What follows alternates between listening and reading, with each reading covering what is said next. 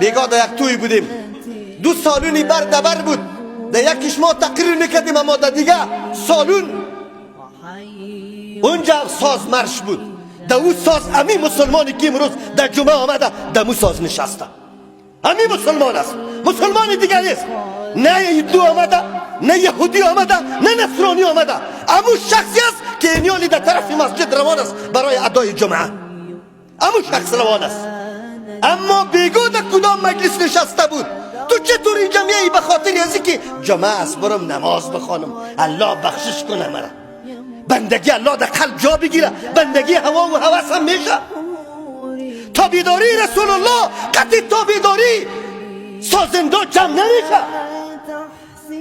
تابیداری رسول الله با تابیداری ملت و مردم و قوم پرستی یک جای نمیشه، قطعا یک جای نمیشه.